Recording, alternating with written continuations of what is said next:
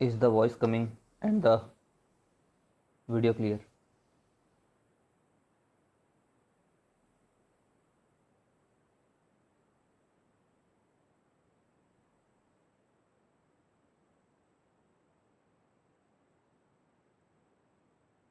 चलो ठीक है फिर।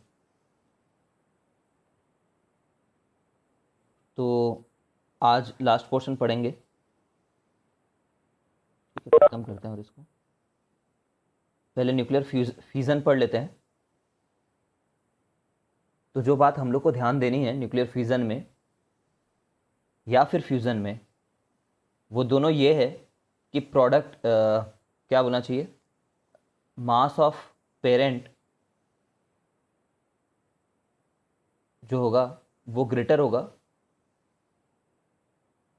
मास ऑफ डॉटर से। डॉटर्स से, ठीक है, in both fusion and fusion.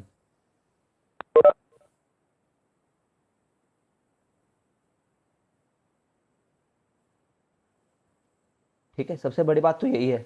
इसके बिना कैसे रिएक्शन हो जाएगा, खुद सोचो भाई। अगर हम लोग कोई रिएक्शन करा ही रहे हैं और वो फॉरवर्ड प्रोसीड हो ही रहा है, कोई रिएक्शन है ना, फॉरवर्ड प्रोसीड हो ही रहा है, तो ये लेस एनर्जेटिक स्टेट होनी चाहिए, यहाँ पे मोर एनर्जी होनी चाहिए, तभी वो लेस एनर्जी की तरफ जाएगा और बोलेगा कि ओके अब मैं ज़्यादा स्टेबल हूँ करके।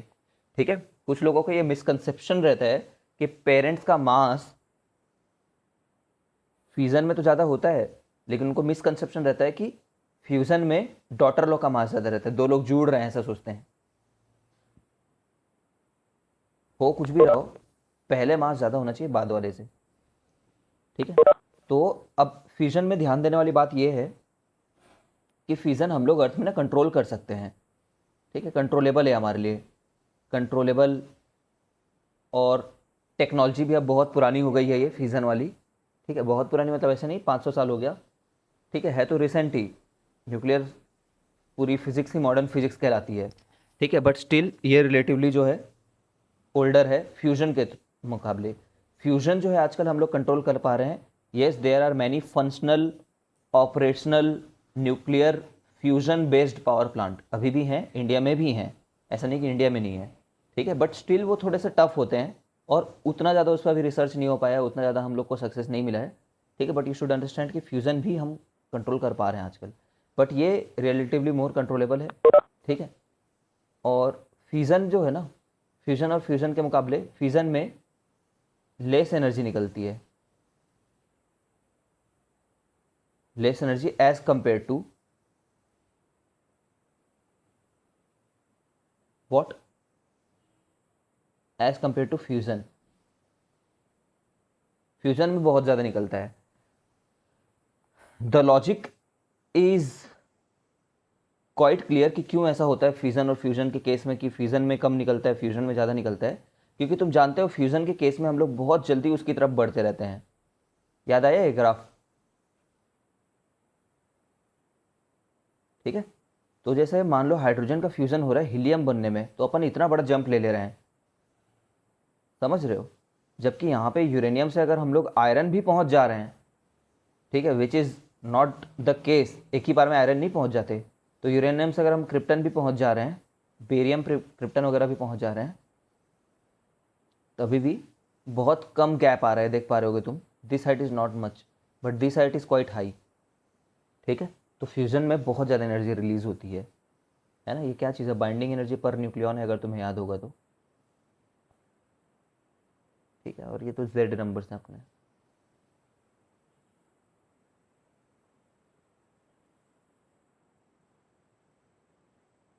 ओके, तो देखो बस ये बता रहे हैं कि फ्यूज़न में जनरली 200 के ऊपर वाले ब्रेक होते हैं। ठीक है,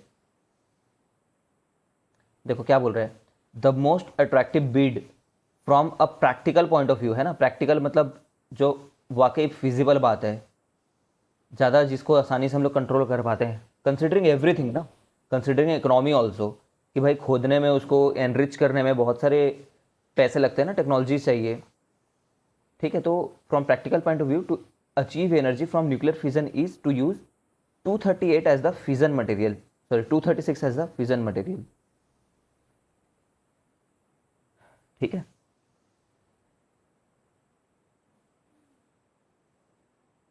तो देखो क्या बोल रहा है ये, यहाँ पे ध्यान देना। A 235 nucleus has large probability of absorbing a slow neutron and forming 235 nucleus। ठीक है, अब ये थोड़ा सा तुम्हें याद रखने वाली बात है।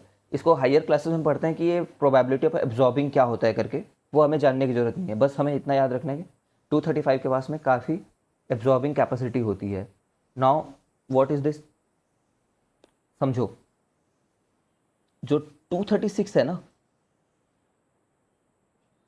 ये काफ़ी अनस्टेबल है। ठीक है, जो 236 है हमारा वो अनस्टेबल है, तो भाई जो अनस्टेबल है वही टूटेगा।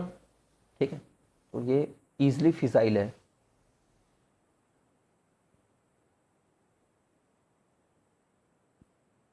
वेरी फिसाइल मटेरियल है, तुरंत फिजन हो जाएगा इसका। बट 236 ना नेचुरली नहीं मिल जाते रहता। तुम गेस कर सकते हो क्यों नेचुरली नहीं मिल जाते रहता, क्योंकि बहुत फिजाइल है, फिजन हो चुका होगा उसका। ठीक है, अगर तुम ढूंढने जाओगे कहीं पे तो ऑलरेडी हो चुका होगा उसका फिजन। ठीक है, तो हम लोग 236 बनाते हैं 235 से। तो 235 से हम लोग ना एक न्यूट्रॉन, स्लो मूविंग न्यूट्रॉन, ठीक है, what is the name of this neutron, thermal neutron.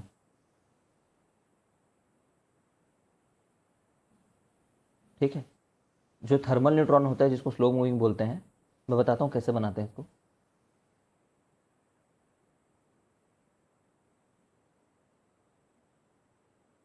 उसको इसमें इंसर्ट कराते हैं। ठीक है, और उससे 236 बन जाता है।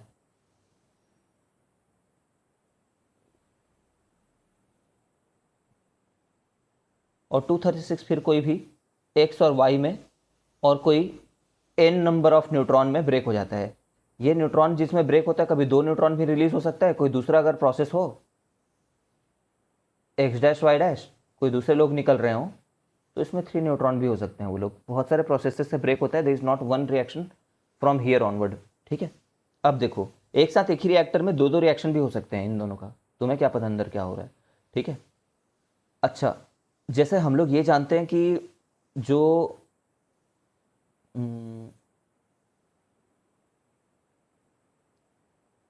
थर्मल न्यूट्रॉन क्या है बेसिकली, ये रूम टेम्परेचर पे अगर किसी न्यूट्रॉन को बाहर में रखो ना, तो उसके पास एनर्जी कुछ तो भी रहेगी ना।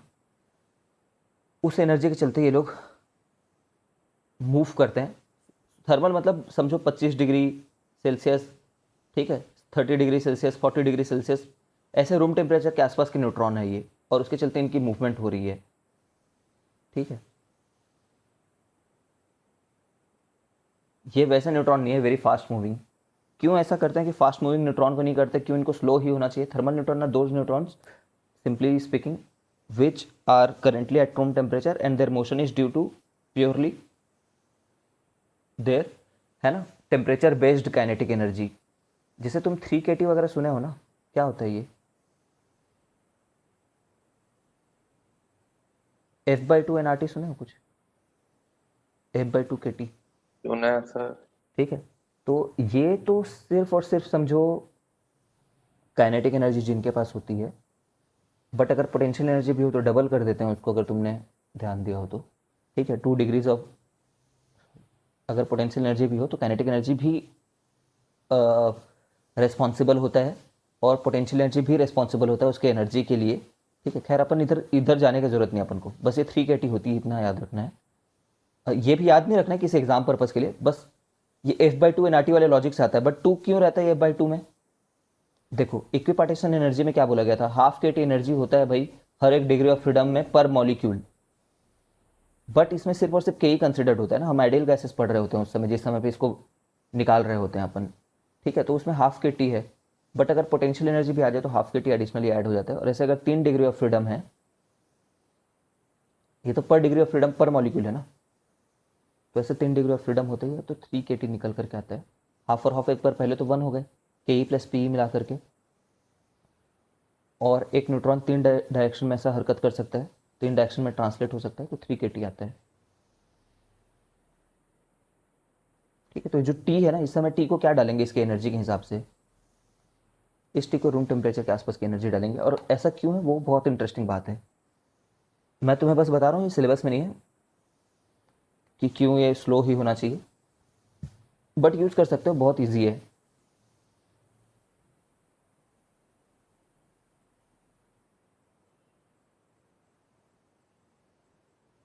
तो जैसे कि देखो, एक 235 है, 235 रिलेटिवली स्टेबल है ना, इसको परेशानी नहीं है, ये वेरी अनस्टेबल है।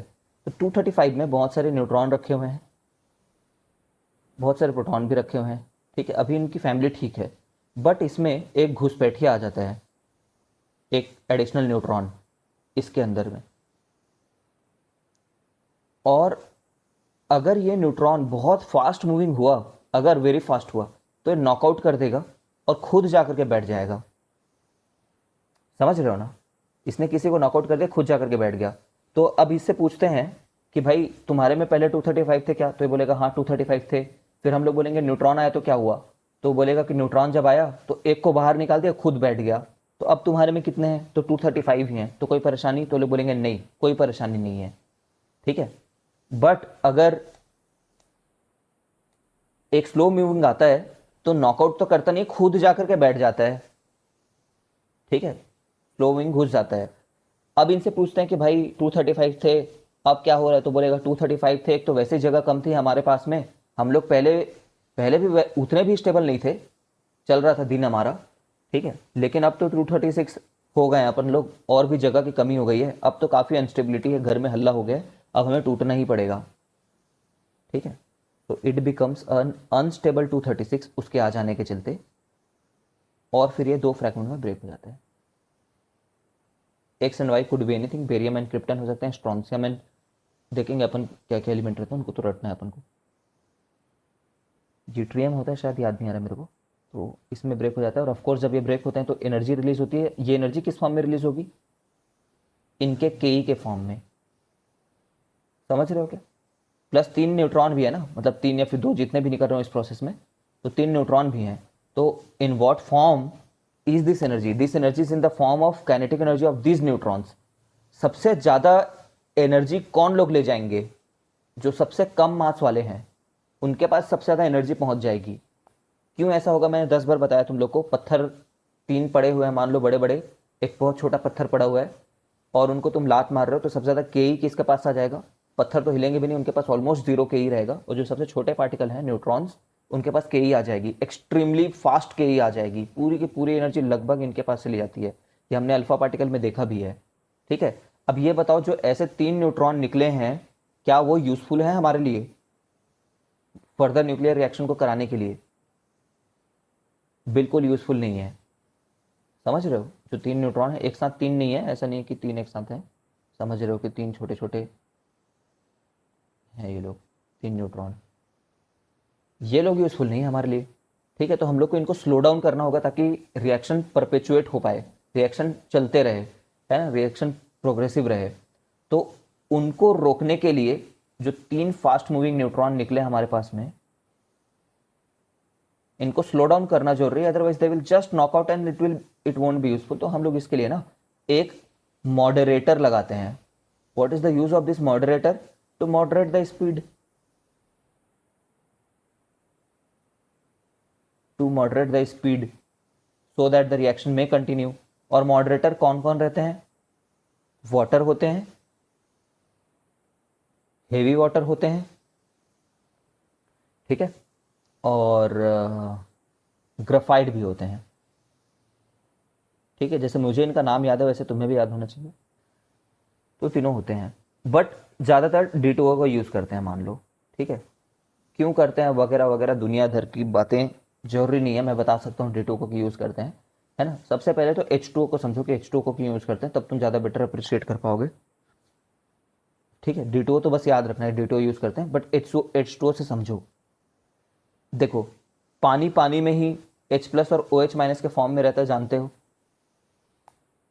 तो इसको एक बार देखो, और एक न्यूट्रॉन को देखो, तो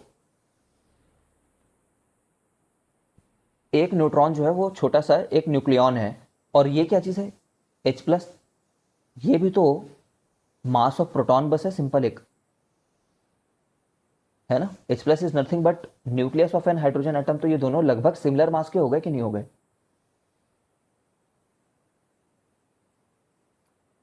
ठीक है, तो ये तो सेम मास के हो गए ना, रफली। और हम लोगों ने हेड ऑन कोलिजन से क्या सीखा है? जब एक बॉल आता है और दूसरा बॉल अगर रेस्ट में रहता है, ठीक है, तो ये जो न्यूट्रॉन है, ये जब आएगा इस H प्लस के पास में, तो ये मूव कर जाएगा और ये रेस्ट में आ जाएगा। पढ़ रखे ना इन सब चीज़ों को। मैक्सिमम लॉस ऑफ एनर्जी कब रहता है? मैक्सिमम लॉस ऑफ के इज अकर्स ड्यूरिंग, पहली बात तो हेड ऑन होना चाहिए कोलिजन, दूसरी बात सेम मासेस होने चाहिए। ठीक है, अगर तुम्हें इसकी थ्योरी याद ना आ रही हो तो बताओ, ये तो इतना तो याद ही होगा यार, ये तो सब जानते हैं इतने को। ठीक है, तो ये स्लो हो गया ना भाई, कंप्लीट रुक गए ऐसे मत सोचो, परफेक्टली एकदम ही परफेक्टली थोड़ी रुक जाएंगे। परफेक्टली तो कोई नहीं रुकता, हमें maximum loss of kinetic energy मतलब तो वो अचीव हो गया है। कुछ ना कुछ टेम्परेचर है ही, टेम्परेचर तो है ही, टेम्परेचर से नहीं बच पाए हैं, तो टेम्परेचर के चलते इनकी थर्मल एनर्जी तो रहेगी ही, वो 3 kT वाली एनर्जी है इनके पास में, तो उसके चलते मूव करेंगे और रिएक्शन को परपेचुएट कराएंगे। ठीक है, but what is the problem over here? हमने मॉडरेट तो कर लिया, 3 लोगों को रोक लिया और वो तीनों फिर से रिएक्शन रेडी हैं, फिर से किसी फिर से किसी यूरेनियम से टकरा करके फिर से 3 रिलीज करने की कोशिश कर रहे हैं। बट तुम जानते हो ये तो चेन रिएक्शन हो गया ना एक, this is a chain reaction. ठीक है, और चेन रिएक्शन तुम्हें तुम्हें सरप्राइज होगा जान करके कि विद इन 2 सेकेंड कोई भी न्यूक्लियर रिएक्टर फट जाएगा, मोर और लेस। अब मैं 2 सेकंड बोल करके अगर मैं बोल रहा हूँ और किसी रिएक्शन में 10 सेकंड चलेगा तो वो बात अलग है, बट विद इन 2 सेकेंड्स, मोर और लेस, कोई भी दुनिया का न्यूक्लियर रिएक्टर फट जाए अगर 1 से 3 और 1 से 3 बनते रहे। ठीक है, सोचो इतनी बड़ी सजा हम लोग भुगतेंगे, भुगत चुके हैं 3 बार। ठीक है, फुकुशिमा में और चेरनोबिल में, और भी एक बार न्यूक्लियर रिएक्शन वो हुआ था ना, कहीं हुआ था, याद नहीं आ रहा है मेरे को, न्यूक्लियर रिएक्टर फट गया था। ठीक है, तो ये लोगों को ना, हम लोग को न्यूट्रॉन की क्वांटिटी को फिक्स रखना पड़ेगा, ताकि रिएक्शन स्टीडीली चलते रहे, स्टीडीली मेंटेन रहे ना, रिएक्शन तो होते रहे, मेंटेन रहे। क्या करते हैं उस चीज के लिए? उसके लिए हम लोग क्या करते हैं, जो फर्दर निकल रहे हैं ना उनको एक एब्जॉर्बर, ठीक है, जिनको नाम क्या देते हैं, कंट्रोल रॉड, कंट्रोल रॉड की मदद से एक्स्ट्रा न्यूट्रॉन्स को एब्जॉर्ब कर लेते हैं हम लोग।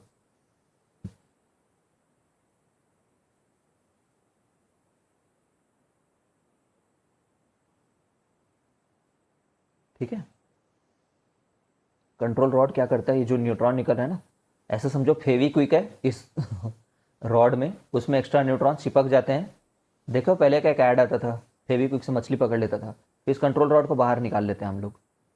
ठीक है, बाहर निकाल लेते हैं कंटेनर से, तो ये न्यूट्रॉन एब्जॉर्ब हो गए, उस न्यूट्रॉन को झटकार के कैसे भी करके, बेसिकली फिजिक्स वाले किसी तरीके से इन न्यूट्रॉन से छुटकारा पा लिया जाता है। तो दे एब्जॉर्ब एक्स्ट्रा न्यूट्रॉन्स। ठीक है, किसी से मिल करके बने होते हैं, या तो कैडमियम से या तो बोरॉन से, दोनों से नहीं, या तो कैडमियम से या तो बोरॉन से।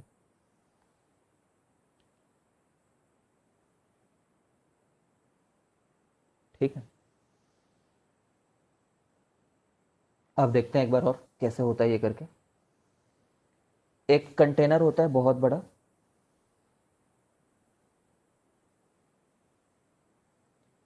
इस कंटेनर में सेंटर में फ्यूल सेल रखा होता है। क्या रखा होता है? Fuel cell. इस फ्यूल सेल में क्या है, बेसिकली इसी के अंदर फ्यूल है, और फ्यूल एक न्यूक्लियर रिएक्टर में क्या है, 235, जो 236 इंटरमीडिएटली बन करके कुछ करने वाला है। तो वो जो 230, ये जो होता है ना, ये लोग पैलेट्स के बेसिस में होते हैं। पैलेट्स मतलब बंदूक की गोली समझते हो ना, बंदूक की गोली छोटी छोटी रहती है ना, इतने भी छोटे नहीं, इसमें थोड़े बड़े बड़े रहते हैं, बट इनको बोलते हैं fuel cell has U-235 pallets. सोने के बिस्किट रखते हैं, जानते हो सोने को किस फॉर्म में रखते हैं? बिस्किट के फॉर्म में, वैसे ही बिस्किट टाइप का शेप में रखा होता है इनको बेसिकली। ठीक, U-235 पायलट्स ये लोग हैं, U-235 पायलट्स ये। ठीक है, और ये पूरा सेल है, this is the cell, fuel cell.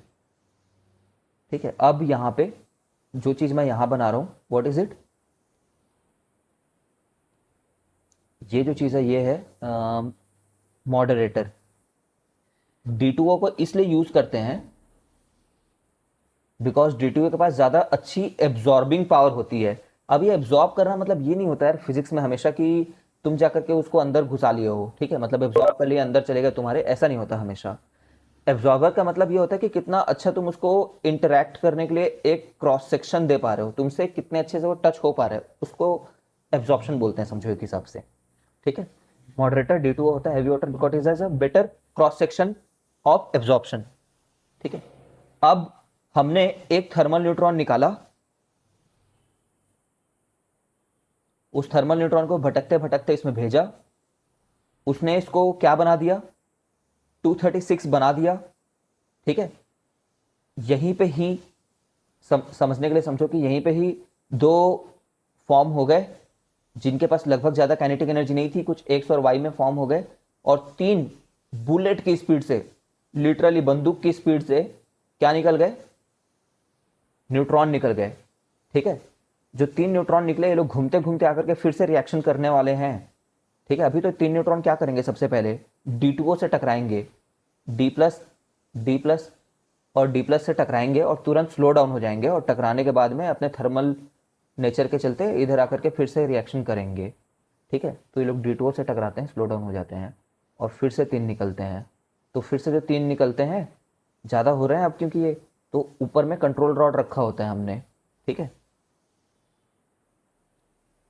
Inserted होते हैं कंट्रोल रॉड हमेशा, ऐसा नहीं कि ऊपर में होते हैं, तो ये लोग इंसर्टेड होते हैं, और ये एज द टाइम पासिस बहुत सारे कंट्रोल रॉड होते हैं, 200-300 कंट्रोल रॉड होते हैं, वो यहाँ से न्यूट्रॉन को चिपका लेते हैं खुद में, और बार बार बीच बीच में इनको निकाला जाता है, समझो कंट्रोल रॉड को। ठीक है, अब देखो एनर्जी कहाँ रिलीज हुई इसमें? एनर्जी कहाँ पे रिलीज हुई? जब ये इतना फास्ट मूविंग निकल करके आया था ना ये बंदा, वेरी फास्ट, तो उसने अपनी कंप्लीट एनर्जी किसको दे दी? D2O को। और D2O आपस में टकरा टकरा करके ड्यू टू फ्रिक्शन, है ना, due to friction, collision et cetera, basically friction. ठीक है, जो Ke है वो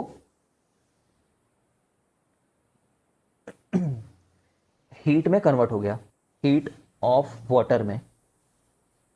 ठीक है, हीट ऑफ वाटर में कन्वर्ट हो गया, तो तुम समझ रहे हो थोड़ी देर में पानी तो पूरा ही गर्म हो जाएगा ना। ठीक है, तो थोड़ी देर में पानी पूरा ही गर्म हो जाएगा, इसलिए फ्रेश वाटर सप्लाई करते रहते हैं बहुत जल्दी जल्दी जल्दी जल्दी। ठीक है, fresh water is being continuously supplied so that the reaction keeps on going. ठीक है, बट वो वाले एस्पेक्ट को नहीं पढ़ना हमको कि फ्रेश वाटर बार बार रिप्लेस करता है इसको, but that is reality, core में पानी देते रहना जरूरी है। ठीक है, अगर किसी ने चेरनोबिल पावर प्लांट वाला मूवी देखा है, चेरनोबिल टीवी सीरीज मूवी नहीं है, yes sir. Do watch it, बहुत ही औसम है, साइंस से प्यार हो जाएगा शायद तुम्हें, मेरे को तो हो गया था फिर से। अब ये वाला वाटर जो है ना, ये काफ़ी रेडियो एक्टिव वाटर है। यहाँ पे जो वाटर है वो न्यूट्रॉन से, इस पैलेट से टच में आ करके चेरनोबिल देखना यार, वर्ल्ड की सबसे बेस्ट सीरीज में से एक है, I would say the best series. Director इसका बहुत स्मार्ट है, बहुत ही अच्छे से इसने इस सीरीज को बनाया है, and any science lover can not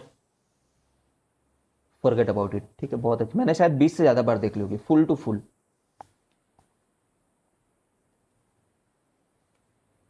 ठीक है, लास्ट एपिसोड को शायद 50 बार देख लिया होगा, लिटरली मैंने बहुत बार देख ली इसको। ठीक है, बहुत मज़ा आता है। बहुत, खाली टाइम में एक समय जब पहले पहले बार देखा था तो रोज देखता था रात में, काइंड ऑफ रिवाइज करता था। ठीक है लगभग 2-3 महीने तक किया मैंने ऐसे, अभी रिसेंटली एक हफ्ते पहले भी देखी है। बहुत वेला हूँ यार मैं। खैर, तो ये रेडिएशन, ये ना क्या बोलना चाहिए, रेडियो एक्टिव वाटर हो गया ये, रेडियो एक्टिव लोगों के साथ रह रह करके रेडियो एक्टिव वाटर हो गया है ये, और ये वाटर सेफ नहीं है हमारे लिए, ठीक है, ये वाटर सेफ नहीं है, इसको हम लोग टरबाइन में नहीं छुआ सकते। भाई इतना काम तामझाम क्यों कर रहे हैं, यू नो दिस थिंग, इतना तामझाम इसलिए कर रहे हैं ताकि आखिर में स्टीम बनाना है और टरबाइन में देना है। तो हम लोग ना यहाँ से एक दूसरा वो रखा होता है, हमने एक दूसरा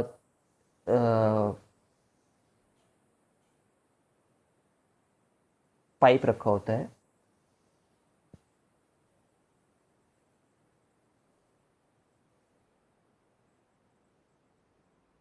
यहाँ से सिंपल वाटर जो है वो भेज रहे हैं, non radio active water, simple water कहने का मतलब ये है, और यहाँ पे इनका इंट्रैक्शन हो रहा है। Are you able to feel it, कि यहाँ पे ये पूरी जगह पे इनकी हीट से ये स्टीम में कन्वर्ट हो रहे हैं, ठीक है। अब ये स्टीम बन चुका है और स्टीम अब जा रहा है इधर टरबाइन की तरफ, और जब वो टकरा जाए उस चीज़ से, मतलब टरबाइन से, जब हमारा काम हो जाए तो उस स्टीम को फिर से इधर इधर को हमें मतलब डिटेल में समझने की ज़रूरत नहीं है, ठीक है। फिर से उसको सर्कुलेट करते हैं, मतलब ये वाटर को ना बाहर के सप्लाई सिस्टम से अलग रखा होता है हमने, ठीक।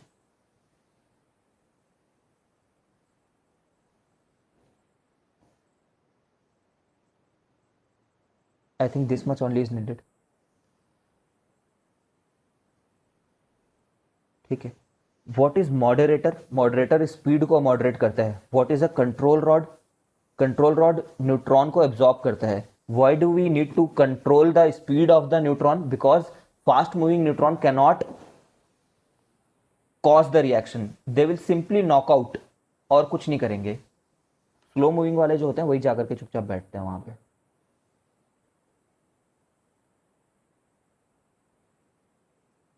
ठीक है। तो ये वाला पार्ट देखते हैं, ये देखो, अरे यार ये, अच्छा इन्होंने एक्स वाई ही लिख दिया क्या, ये भी अलग ही होशियार है। यहाँ पे नीचे में चलो, ये एक रिएक्शन याद कर लो, ये वाला, ये एनसीईआरटी वगैरह में भी है, तो एक कम से कम याद करना बनता है, ठीक है। इसमें 3 न्यूट्रॉन निकल रहा है, and the energy is in the form of kinetic energy which further gets transformed into heat energy, ठीक है। अभी यहाँ पे देखो, ये on an average 2.5 neutrons are emitted in each fusion event. I think it is very self explanatory after I told you कि ऐसा नहीं कि एक न्यूक्लियर रिएक्टर में कोई एक ही रिएक्शन हो रहा है, उसी न्यूक्लियर रिएक्टर में दूसरा पाथ से भी रिएक्शन हो रहा होगा उसी रिएक्शन के अंदर में। तो ऑन एन एवरेज 3 और 2 का हम लोग बोल रहे हैं कि 2.5 रिलीज होता है, बट वी नीड 1। हमें कितना चाहिए, इस 2.5 को 1 करना होगा हमको, ताकि रिएक्शन सस्टेन्ड रहे, ठीक है। तो मास लॉस्ट पर रिएक्शन इज 0.02 AMU। ये कहाँ से आ रहा है, मास लॉस्ट पर रिएक्शन, ये बेसिकली यहाँ से निकल करके आ रहा है, कि यहाँ पे तो आपका 8.7 वाला रखा हुआ है, 8.8 आई गेस,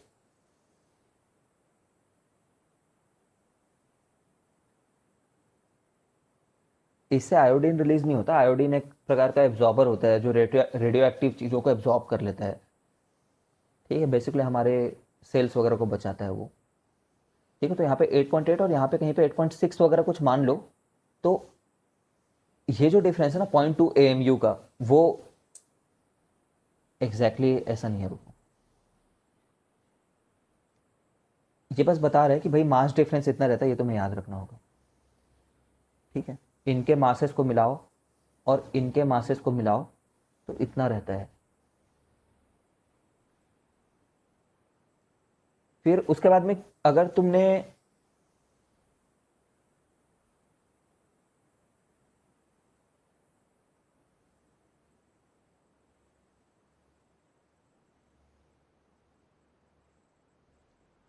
होम्यो के लैब में आयोडीन आता नहीं है यार, जहां तक मुझे याद है आयोडीन नहीं आता, कुछ और आया होता है। आयोडीन से टेस्ट करते हैं वो लोग, जहाँ तक मुझे याद है। हाँ, कुछ मेरे हिसाब से वो रेडियो एक्टिव कुछ वो रहता है, वो क्या बोलना चाहिए उसको, डेब्रीज रहता है, उसको वो लोग टेस्ट करते हैं। ठीक है, मुझे याद नहीं आ रहा वो वाला इवेंट क्या होता था उसमें, बट आयोडीन उड़ करके आता है ऐसा मेरे को तो याद नहीं आ रहा है। कुछ और चीज़ का प्रेजेंस टेस्ट करते हैं शायद वो लोग। ठीक है, खैर। अ, अगर हमने ये निकाल लिया, ये वाला पार्ट ना तुम एनसीईआरटी से पढ़ सकते हो, उसकी लैंग्वेज यूज़ कर सकते हो अगर करना चाहते हो तो। ठीक है, बाकी यहाँ पे कुछ इंपॉर्टेंट नहीं है, एनसीईआरटी के लैंग्वेज से पढ़ लेना एक बार। ये निकाल लोगे तो हम लोगों को ये निकालने आता है अब क्यू वैल्यू, क्योंकि क्यू वैल्यू निकालना सीख चुके हैं। दिस इज नॉट इंपॉर्टेंट, क्योंकि ना इससे जेई में क्वेश्चन आएगा, ना ही तुम्हारे सीबीएसई में क्वेश्चन आएगा। ठीक है, nothing is going to come from this part, ना ही इस पार्ट से ना ही इस पार्ट से, तो you don't need to mark it up, but you can see कि कैसे निकाला है इन्होंने जानबूझ करके। ठीक है, ये न्यूक्लियर रिएक्टर में ये जो कुछ चीज़ें दे रखी है ना इसके नीचे में, ठीक है, ये हमारे लिए इतना इंपॉर्टेंट नहीं है। जैसे मल्टीप्लिकेशन फैक्टर जो है ना, एक बार रीड कर सकते हो, ऐसा प्रॉब्लम नहीं है कि रीड नहीं करना है, बट जैसे कि अच्छा चलो इन्होंने बस एक्सप्लेन किया तो इतनी प्रॉब्लम नहीं है। जैसे मल्टीप्लिकेशन फैक्टर वो ना न्यूट्रॉन के बारे में बोलते हैं लोग, तो अगर हम न्यूट्रॉन को वन वो कर रहे हैं, मेंटेन कर रहे हैं नंबर ऑफ न्यूट्रॉन रिलीज को, ठीक है, तभी जो रिएक्शन है ना वो स्टेडी जनरेशन करेगा। अगर वन से ज़्यादा कर दिया हम लोगों ने, ठीक है, तो वो सुपर क्रिटिकल बन जाएगा, समझ रहे हो, और वो एक्सप्लोड हो जाएगा, क्योंकि एक से ज़्यादा न्यूट्रॉन निकल रहे हैं अगर हर हर में, निकल तो रहे ही हैं, हम कितना मेंटेन कर रहे हैं वो मैटर कर रहा है। कंट्रोल रॉड से तो हम कम कर रहे हैं ना, तो हमें वन मेंटेन करना होता है, हर समय पर रिएक्शन मेंटेन कर रहे हैं हम लोग वन। ठीक है, अगर वन से कम है, ज़्यादा ही ऑब्जॉर्बर लगा रखे तुमने, तो उसको सब क्रिटिकल कंडीशन में चल रहा है हमारा पावर प्लांट, ऐसे बोलते हैं।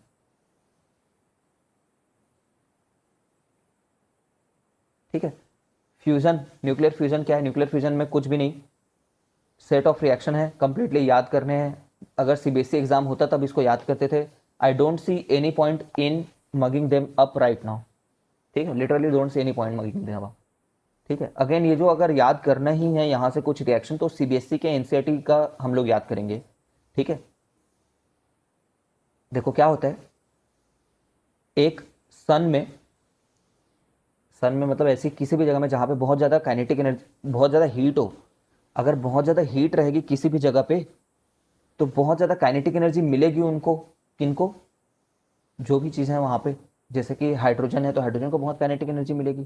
क्यों? क्योंकि 3/3 kT होता है, या फिर 3/2 बोल दो अगर अगर आइडियल गैस बोल रहे हो तो। ठीक है, बट 3 kT तो रहेंगे ना। अगर टी बहुत ज़्यादा है, मिलियन डिग्री सेल्सियस में है, तो उनके पास बहुत ज़्यादा काइनेटिक एनर्जी भी रहेगी, मतलब बहुत ही रैंडमली बहुत स्पीड के साथ वो लोग मूव कर रहे होंगे। ठीक है, और जाकर के टकराएंगे तभी फ्यूजन होने के चांसेस हैं। देखो यहाँ पे फास्ट मूविंग एटम चाहिए फ्यूजन में, फास्ट मूविंग, और वहां क्या चाहिए था, स्लो मूविंग। ऐसा डिफरेंस क्यों है? क्योंकि यहाँ पे हम लोग ना भाई रिपल्शन के बीचों बीच हम एकदम इंसर्ट हो रहे हैं, समझ रहे हो। समझो कि एक हाइड्रोजन है, what is an hydrogen, simply this thing. ठीक है, ये तो इलेक्ट्रॉन को तो हटाओ तो प्लाज्मा स्टेट में होगा ना। हाइड्रोजन में उसका इलेक्ट्रॉन एक सन के अंदर उसी के साथ बाउंडेड थोड़ी होगा, बाउंडेड तो होगा ही नहीं। सिंपल लॉजिक है, इसलिए बाउंडेड नहीं होगा क्योंकि भाई उसको बाइंडिंग एनर्जी मिलते ही बेवफा हो जाता था इलेक्ट्रॉन, पता है तुम्हें, और वहां पे कितनी ज़्यादा एनर्जी है सोचो। ठीक है, तो प्लाज्मा स्टेट में रहते हैं, तो हमें इनको एक दूसरे के अंदर घुसाना है भाई। ठीक है,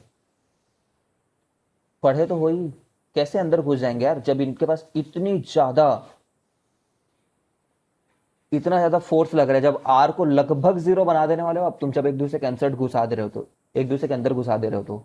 ठीक है, तो ऐसा नहीं है कि दो तुमने हाइड्रोजन लिया ऐसे टच कर दिया, ठीक है, ये लो जुड़ गए वहीं पे एनर्जी, ऐसा नहीं निकलेगी। इनको बहुत रैंडमली, एक्सट्रीमली हाई स्पीड में आकर के कोलाइड करना होगा, ताकि by chance, the word in classical mechanics is by chance, ये लोग जाकर के एक दूसरे के अंदर घुस जाएं, है ना। And the word in quantum mechanics for the same is quantum tunnelling हो जाए। क्वांटम मैकेनिक्स में इसको बोलते हैं क्वांटम टनलिंग हो जाए, क्लासिकल मैकेनिक्स में बोलते हैं बाई चांस एक दूसरे के अंदर घुस जाए। टनलिंग किसको बोलते हैं? वैसे तुम समझते हो, कभी भी एक न्यूट्रॉन कभी भी एक प्रोटॉन के अंदर दूसरा प्रोटॉन जा ही नहीं सकता है, because R will become zero. ठीक है, तो जब जा ही नहीं सकता तो कैसे पहुंचा? क्वांटम टनलिंग के थ्रू, टनल होकर के पहुंच गया बस। क्यों? क्योंकि एक ही चीज के किसी भी जगह होने की प्रोबेबिलिटी रहती है क्वांटम मैकेनिक्स में।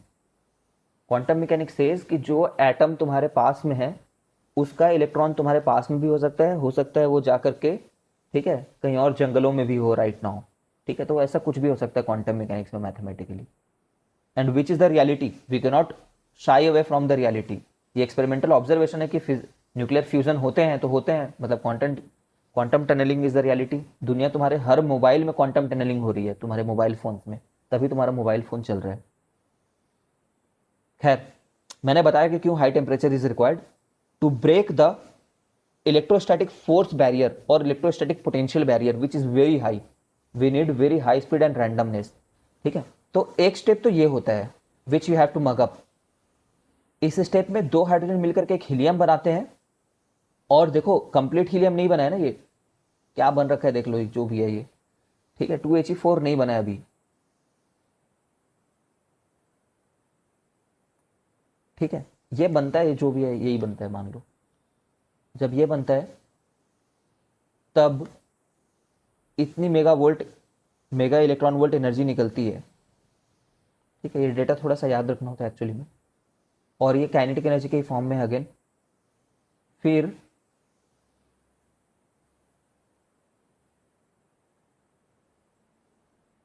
ठीक है, कुछ स्टेप्स ऐसे भी होते हैं कि 1:1:2 मिल करके ये बन गया करके। ठीक है, ऐसे भी स्टेप्स होते हैं, तुम्हें बस याद रखना जो दिया इन्होंने गलत तो नहीं दिया है। देन पता नहीं इसमें प्रोडक्ट क्यों नहीं आया। ठीक है, इसमें ड्यूटेरियम को यूज़ किया हुआ है ना, ये बात याद रख के रहना। ठीक है, ड्यूटेरियम के एस्पेक्ट्स इन्होंने समझाया है।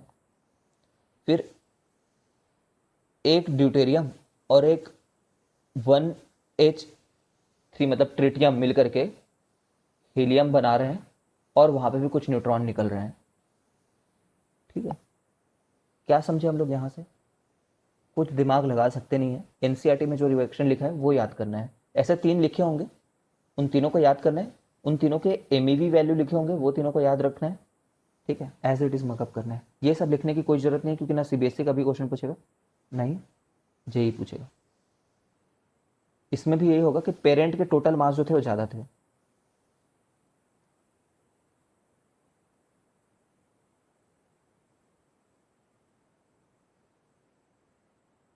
ठीक है, इसने fusion reaction from the sun बता रखा है, कोई ज़रूरत नहीं है ये सब।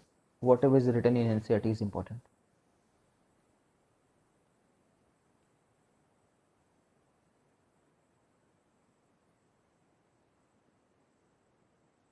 कितनी एनर्जी निकली है ना वो याद रखना भाई। तो ऐसे क्वेश्चंस आते हैं देख लो इस टाइप के, जो बहुत बेसिक क्वेश्चन है। Again, calculate the energy released when 3 alpha particles combine to form ये न्यूक्लियस।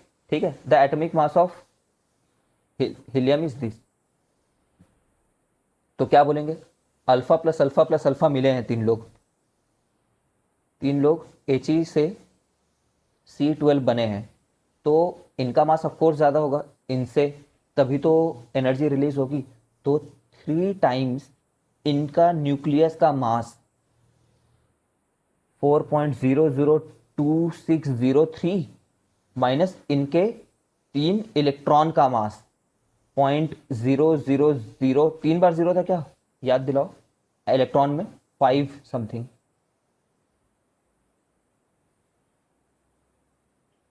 ट्रिपल 05485।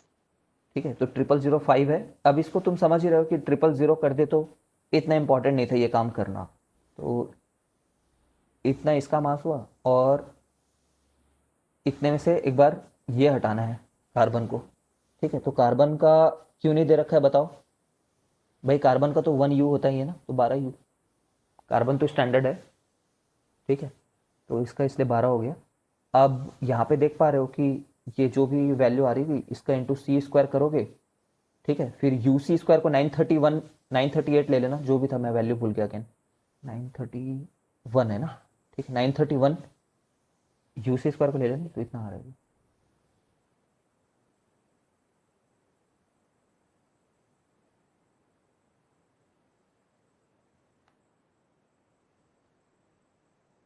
इसी टाइप के क्वेश्चन आते हैं जो हमने यहाँ पे किए हैं, बहुत सरल होता है।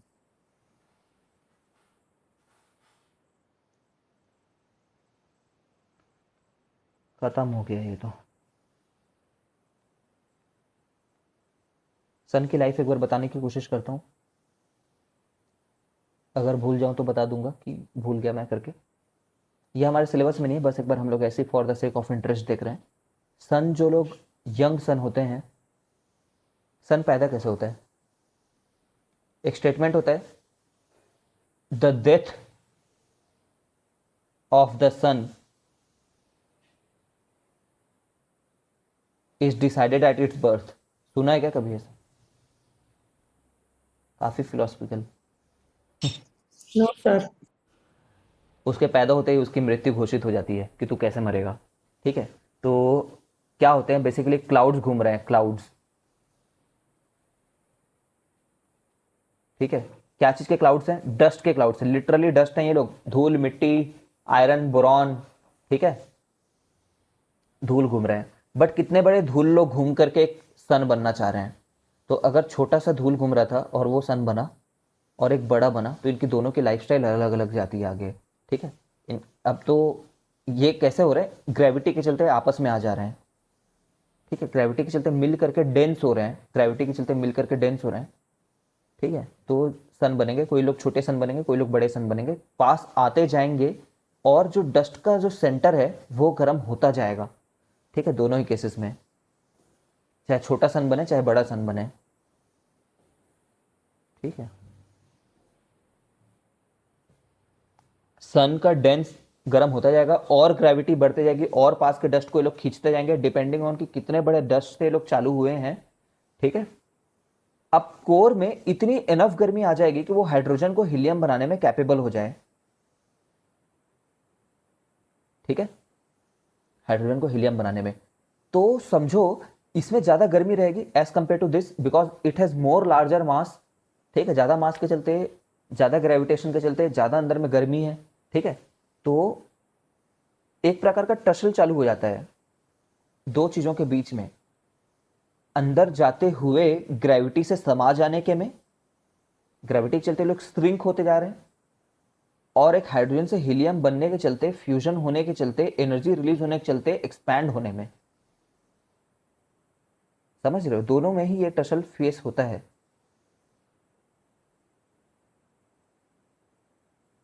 तो it will try to expand also, it will try to expand also, it will try to sink also, it will try to shrink also. Shrink है ना, श्रिंक बोल रहा हूँ, श्रिंक सिंक नहीं। ठीक है, तो ये हेवी मास के चलते अंदर घुसते ही जाता है, बट इसमें इतनी ज़्यादा ये नहीं रहती है ना, इसमें इतनी ज़्यादा गर्मी नहीं रहती कि इसका एक्सपेंशन वाला जो प्रेशर है वो किल करे इसके कंप्रेशन वाले को। ठीक है, ओके, तो समथिंग लाइक दिस हैपेंस। एक बार सुनते जाओ, you may check it from the website, I might be wrong over here in some part. ठीक है, but overall gist is this only. तो इनमें से कोई एक क्या करेगा, एक्सपैंड तो दोनों होते रहेंगे। ठीक है, बट वो एक्सपेंशन को ग्रेविटी से काउंटर करने वाले में कोई सक्सेसफुल होगा और कोई नहीं होगा। ठीक है, जैसे मान लो यार कि अगर इतना बड़ा एक्सपैंड हो गया, जैसे सन इज एक्सपैंडिंग की क्या बात पता है ना, सन इज राइट नाउ एक्सपैंडिंग, वो इतना दूर आएगा, वो कहां तक आ जाएगा, अर्थ तक आ जाएगा वो। ठीक है, अर्थ के जितना बड़ा होगा। तो जो अपने आप को मेंटेन नहीं कर पाते हैं ग्रेविटी के साथ, ग्रेविटी के फोर्स के चलते नहीं मेंटेन कर पाते, एक्सपेंशन बहुत ज़्यादा हो जाता है जिनका, ठीक है, वो फिर क्या बन जाते हैं, व्हाइट डॉर्फ बन जाते हैं। ठीक है, एक बार रिकनेक्ट हो फिर देखते हैं।